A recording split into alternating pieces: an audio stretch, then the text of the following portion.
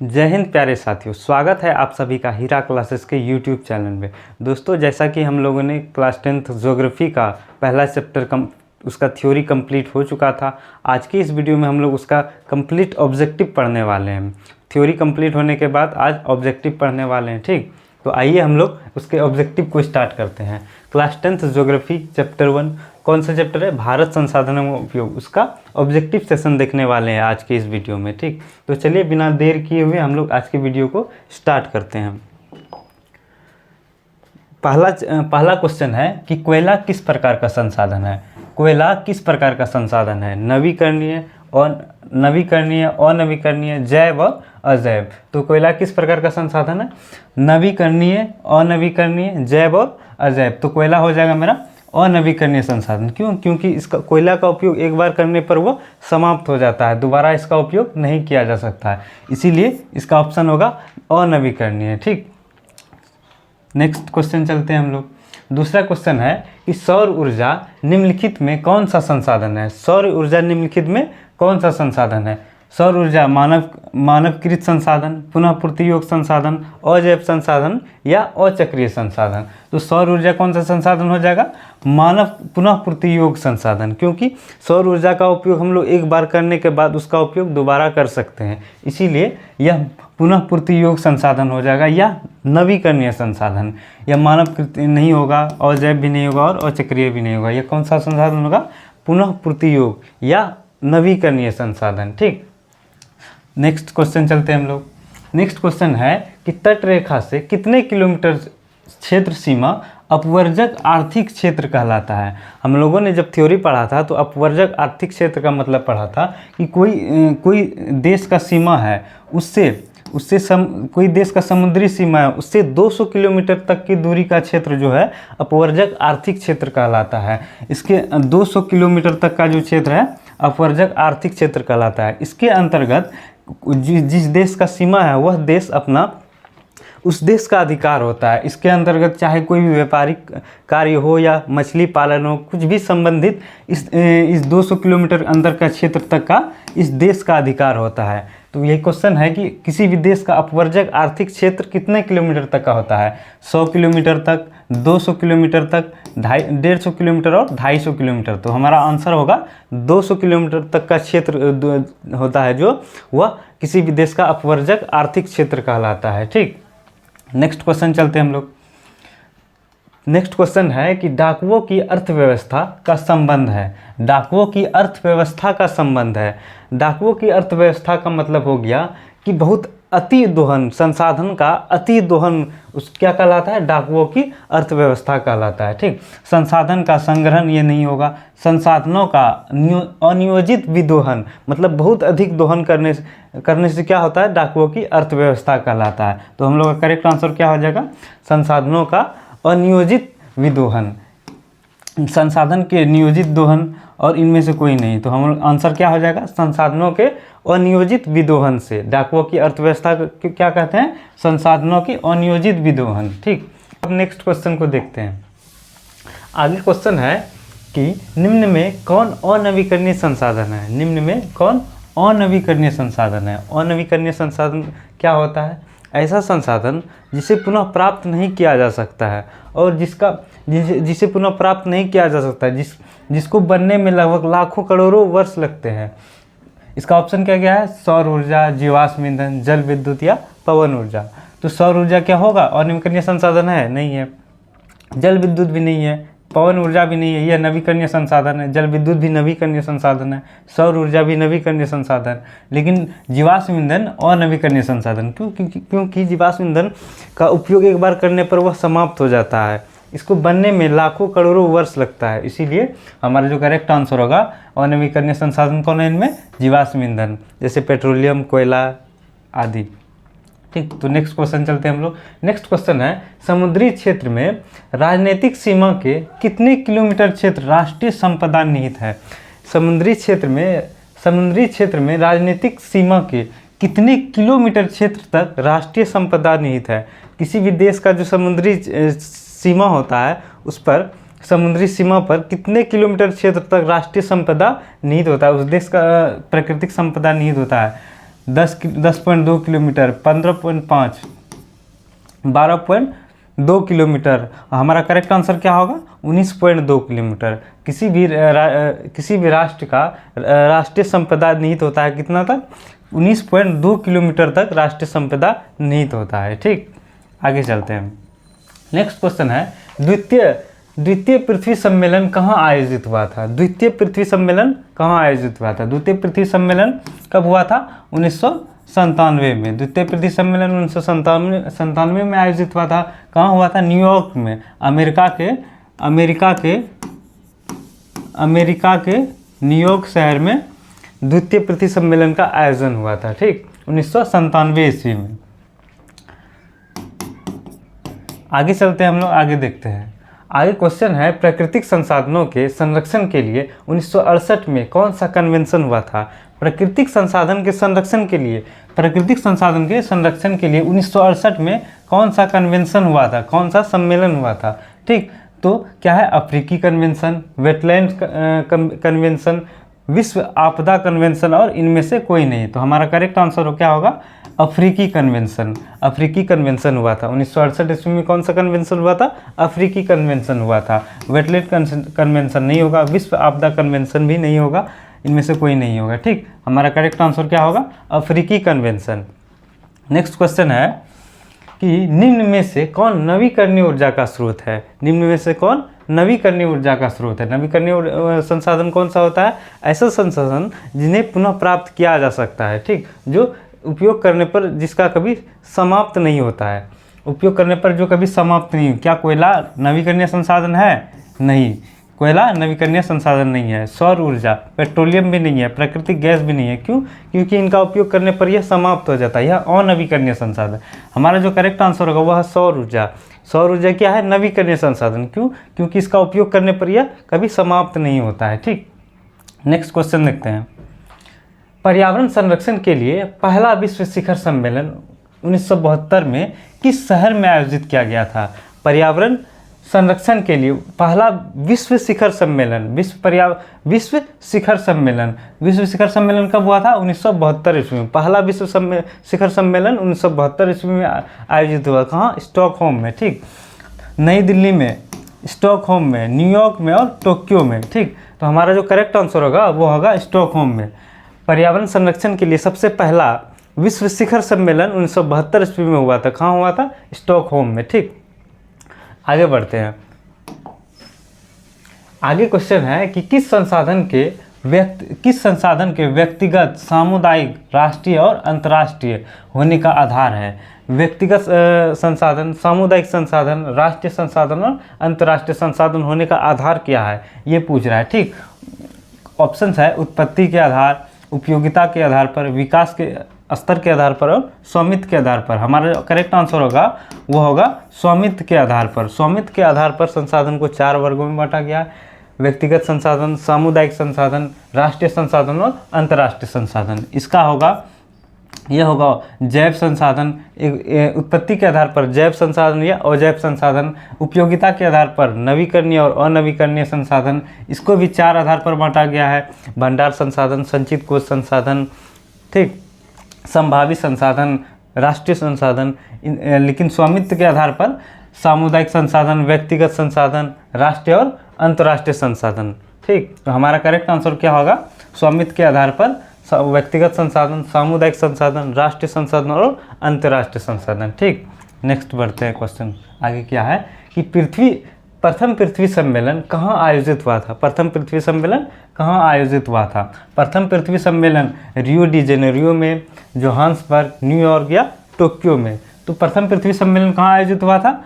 Rio de Janeiro में। प्रथम पृथ्वी सम्मेलन रियो डी जेनेरियो में कब हुआ था? 1992 ईस्वी में। 1992 ईस्वी में प्रथम पृथ्वी सम्मेलन 1992 ईस्वी में रियो डी जेनेरियो में। ठीक, कहाँ? ब्राज़ील का शहर है, यह ब्राज़ील का शहर है, ब्राज़ील का शहर है। रियो डी जेनेरियो ब्राज़ील का एक शहर है। वहाँ पर 1992 ईस्वी में प्रथम पृथ्वी सम्मेलन का आयोजन हुआ था। जोहान्सबर्ग, यह साउथ अफ्रीका का शहर है, साउथ अफ्रीका का शहर है, साउथ अफ्रीका का शहर है। इसमें यहाँ तृतीय पृथ्वी सम्मेलन हुआ था 2002 ईस्वी में। तृतीय पृथ्वी सम्मेलन जोहान्सबर्ग में क्या हुआ था, तृतीय पृथ्वी सम्मेलन। एक है न्यूयॉर्क, या यहाँ पर द्वितीय पृथ्वी सम्मेलन हुआ था 1997 ईस्वी में। प्रथम पृथ्वी सम्मेलन 1992 ईस्वी में, द्वितीय पृथ्वी सम्मेलन 1997 ईस्वी में, और तृतीय पृथ्वी सम्मेलन 2002 ईस्वी में।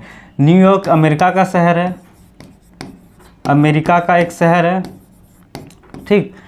प्रथम पृथ्वी सम्मेलन रियो डी जेनेरियो में हुआ था, द्वितीय पृथ्वी सम्मेलन अमेरिका के न्यूयॉर्क शहर में हुआ था, और तृतीय पृथ्वी सम्मेलन साउथ अफ्रीका के जोहान्सबर्ग में हुआ था। कब कब हुआ था, प्रथम पृथ्वी सम्मेलन 1992 में हुआ था, उसके 5 साल बाद द्वितीय पृथ्वी सम्मेलन 1997 में हुआ था, और तृतीय पृथ्वी सम्मेलन 2002 ईस्वी में हुआ था, ठीक। अच्छे से समझ में आ गया होगा।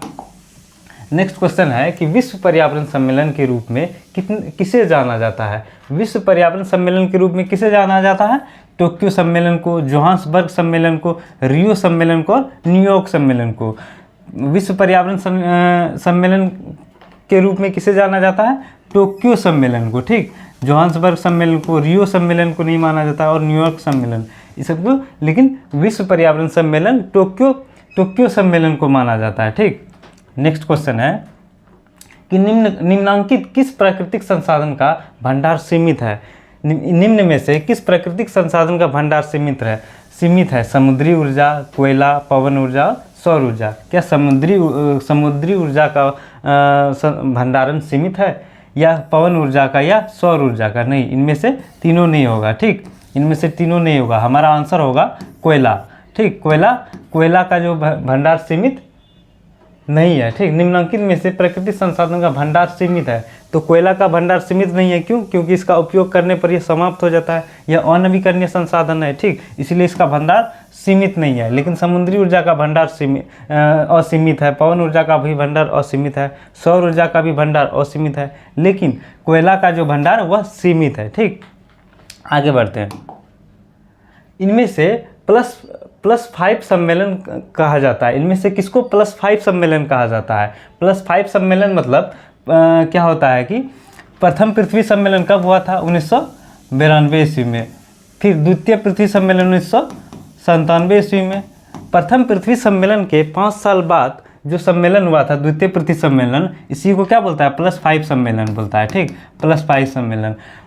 प्रथम पृथ्वी सम्मेलन 1992 ईस्वी में हुआ था, उसके 5 साल बाद 1997 ईस्वी में द्वितीय पृथ्वी सम्मेलन हुआ था। इसीलिए द्वितीय पृथ्वी सम्मेलन को +5 सम्मेलन कहा जाता है। द्वितीय पृथ्वी सम्मेलन को क्या कहा जाता है? +5 सम्मेलन, ठीक। प्रथम पृथ्वी सम्मेलन 1992 ईस्वी में, द्वितीय उसके 5 साल बाद 1997 ईस्वी में, और तृतीय 2002 में, उसके 5 साल बाद, ठीक। तो इनमें से +5 सम्मेलन किसे कहा जाता है? द्वितीय पृथ्वी सम्मेलन को +5 सम्मेलन भी कहा जाता है, ठीक। आगे बढ़ते हैं। कहता है कि पर्यावरण संरक्षण हेतु पहला विश्व शिखर सम्मेलन कब आयोजित हुआ था? पहला विश्व शिखर सम्मेलन का डेट पूछ रहा है कि वह कब आयोजित हुआ था। 1972 ईस्वी में। कहाँ? स्टॉकहोम में। कहाँ हुआ था? स्टॉकहोम में। पहला पर्यावरण संरक्षण हेतु पहला विश्व शिखर सम्मेलन 1972 ईस्वी में हुआ था, स्टॉकहोम में हुआ था, ठीक है। आगे बढ़ते हैं। आगे है कि पिकनिक स्थल किस संसाधन का उदाहरण है? पिकनिक स्थल किस संसाधन का उदाहरण? यह सार्वजनिक जगह है। पिकनिक स्थल सार्वजनिक जगह है। यह सामुदायिक संसाधन का उदाहरण है। पिकनिक स्थल क्या है कि सामुदायिक संसाधन का उदाहरण है। व्यक्तिगत संसाधन मतलब ऐसा संसाधन जिस पर किसी एक व्यक्ति का अधिकार हो। संभावित संसाधन ये भी नहीं होगा, नवीकरणीय ये भी नहीं होगा, लेकिन क्या होगा कि सामुदायिक संसाधन। पिकनिक स्थल सामुदायिक संसाधन का उदाहरण है, क्योंकि यहाँ सभी लोग पिकनिक मनाने जा सकते हैं। खेल का मैदान हो गया, स्कूल कॉलेजेस हो गए, ये सब सभी सामुदायिक संसाधन का उदाहरण, इसीलिए हमारा आंसर होगा सामुदायिक संसाधन, ठीक। नेक्स्ट क्वेश्चन है कि संसाधन होते नहीं बनते हैं, यह कथन किसका है? संसाधन होते नहीं बनते हैं, यह कथन किसका है? जवाहरलाल नेहरू का, APJ अब्दुल कलाम का, जिम्बरमैन का, या अल्बर्ट आइंस्टीन का? तो संसाधन होते नहीं बनते, यह कथन किसका है? जवाहरलाल नेहरू का नहीं होगा।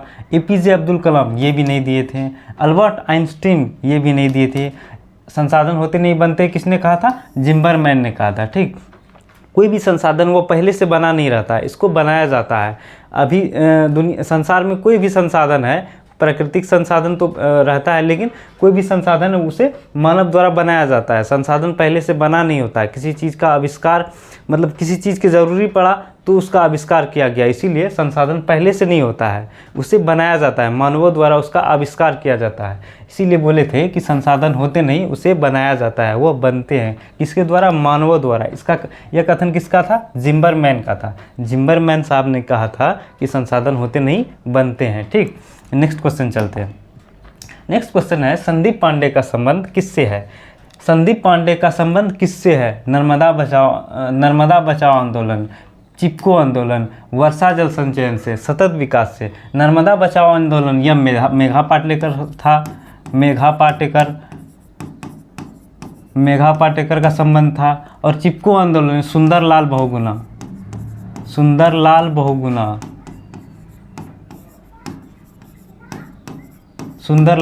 चिपको आंदोलन का संबंध किससे था? सुंदरलाल बहुगुणा से। वर्षा जल संचयन ये था संदीप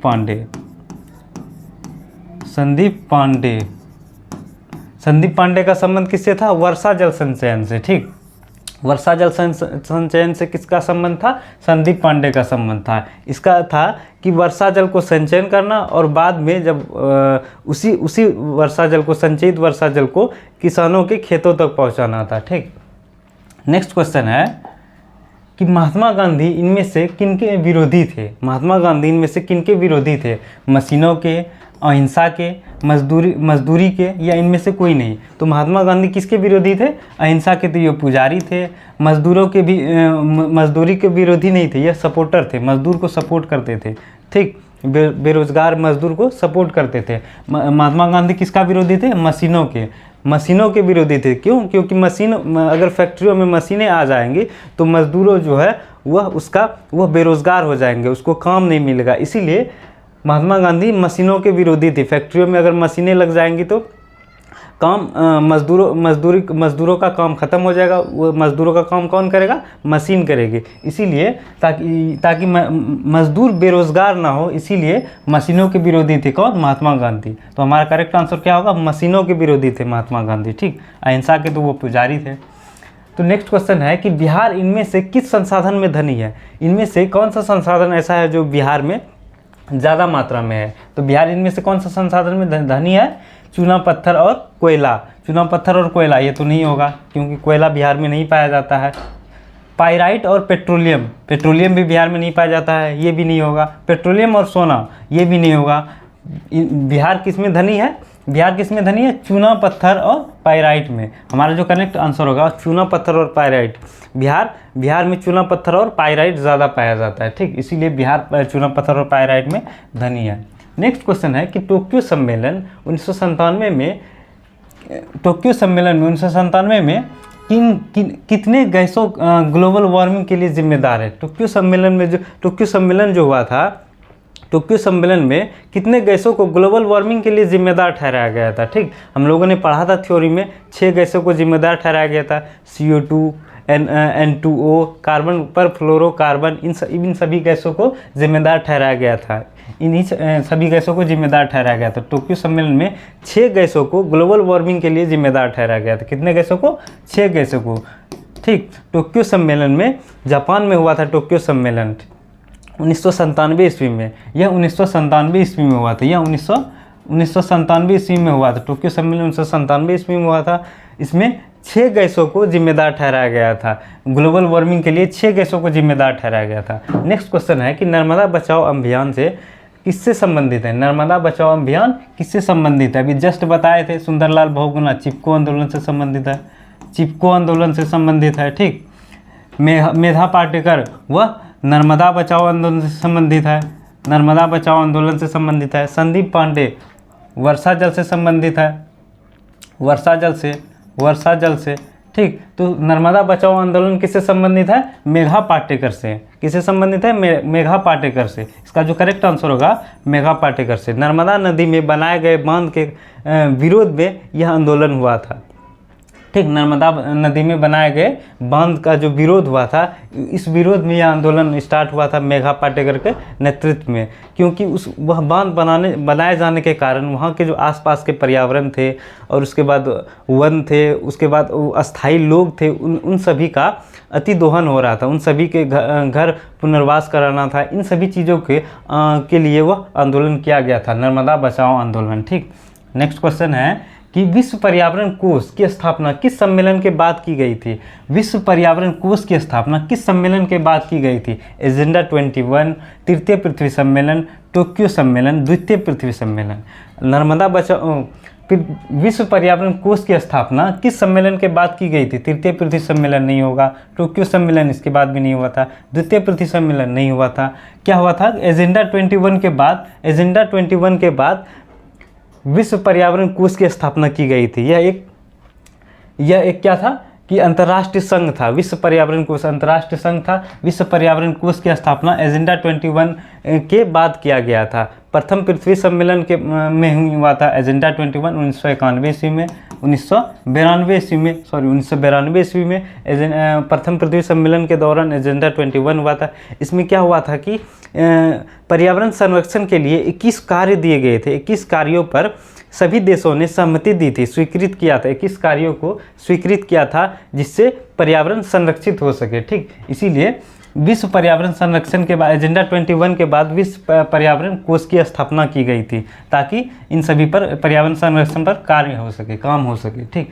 नेक्स्ट क्वेश्चन है गुजरात के भुज शहर का संबंध किससे है? गुजरात के भुज शहर का संबंध किससे? गुजरात में जो भुज शहर है उसका संबंध किससे है? भूतापीय ऊर्जा से, तापीय ऊर्जा से, इनमें से कोई नहीं। इस सब नहीं होगा, क्या होगा कि सौर ऊर्जा से। गुजरात के भुज शहर में सौर ऊर्जा से संबंधित है, सौर ऊर्जा वहाँ पर ज़्यादा उत्पादन किया जाता है, सौर ऊर्जा का उत्पादन होता है गुजरात के भुज शहर में। ठीक, नेक्स्ट क्वेश्चन है कि इनमें से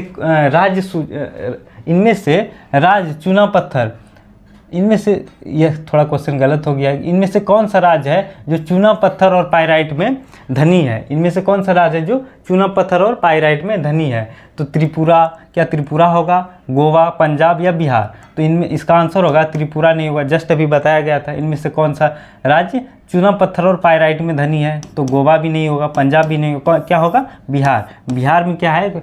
चूना पत्थर और पाइराइट सबसे ज़्यादा पाया जाता है, इसीलिए चूना पत्थर और पाइराइट में धनी है कौन? बिहार। ठीक, नेक्स्ट क्वेश्चन है निम्न में से कौन नवीकरणीय ऊर्जा का स्रोत है? निम्न में से कौन नवीकरणीय ऊर्जा का स्रोत है? कोयला अनवीकरणीय संसाधन है, पेट्रोलियम भी अनवीकरणीय संसाधन है, प्राकृतिक गैस अनवीकरणीय संसाधन है। हमारा जो करेक्ट आंसर होगा वो होगा सौर ऊर्जा।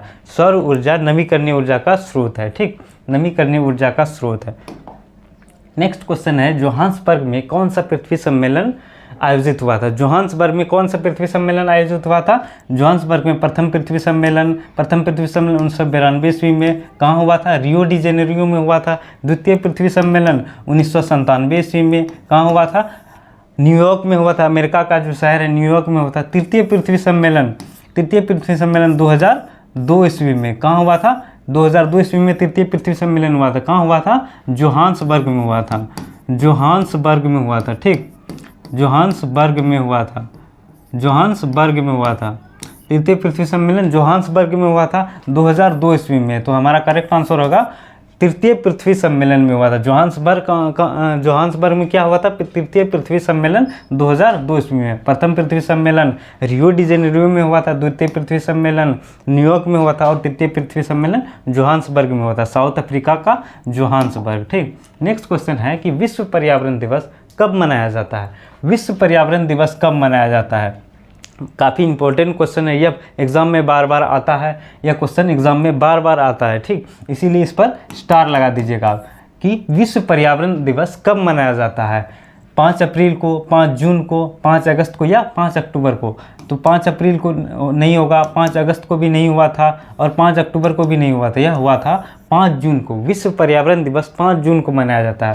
प्रत्येक वर्ष विश्व पर्यावरण दिवस 5 जून को मनाया जाता है। 1972 में जो हुआ था स्टॉकहोम सम्मेलन, उसके बाद ही विश्व पर्यावरण दिवस मनाया जाता है। पर्यावरण संरक्षण के लिए सम्मेलन के बाद विश्व पर्यावरण दिवस 5 जून को प्रत्येक वर्ष मनाया जाता है। ठीक, नेक्स्ट क्वेश्चन है कि लिमिट्स टू ग्रोथ नामक पुस्तक किस वर्ष प्रकाशित हुआ था? लिमिट्स टू ग्रोथ नामक जो पुस्तक है, यह एक पुस्तक है, यह किस वर्ष प्रकाशित हुआ था ये पूछ रहा है। ठीक, 1972 में, 1982 में, 1975 में या 1990 में?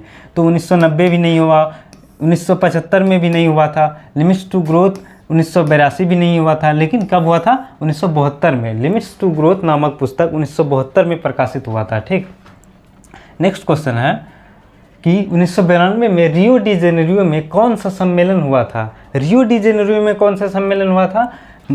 महाद्वीपीय सम्मेलन, जनसंख्या सम्मेलन, जलवायु सम्मेलन, पृथ्वी सम्मेलन। तो आंसर क्या होगा? पृथ्वी सम्मेलन। 1992 में रियो डी जेनेरियो में पृथ्वी सम्मेलन हुआ था, प्रथम पृथ्वी सम्मेलन। 1992 में क्या हुआ था? प्रथम पृथ्वी सम्मेलन रियो डी जेनेरियो में। ठीक, ब्राज़ील का शहर रियो डी जेनेरियो में प्रथम पृथ्वी सम्मेलन 1992 ईस्वी में हुआ था। ठीक, यह पहला चैप्टर था ज्योग्राफी का, जो पहला चैप्टर भारत संसाधनों की, उसका ऑब्जेक्टिव क्वेश्चन था। हम लोगों ने इससे पहले सब सारा थ्योरी कंप्लीट कर लिया था और आज के इस सेशन में हम लोग ऑब्जेक्टिव भी कंप्लीट कर लिया है। ठीक, आप अगर थ्योरी नहीं पढ़े तो उसको पढ़ लीजिएगा, आप लोगों को बहुत मज़ा आया होगा आज के इस सेशन में। ठीक, इसके आगे वाले वीडियो में हम लोग इसका सब्जेक्टिव क्वेश्चन देखने वाले हैं। तब तक के लिए आप लोगों को जय हिंद। मिलते हैं नेक्स्ट वीडियो में सब्जेक्टिव के साथ।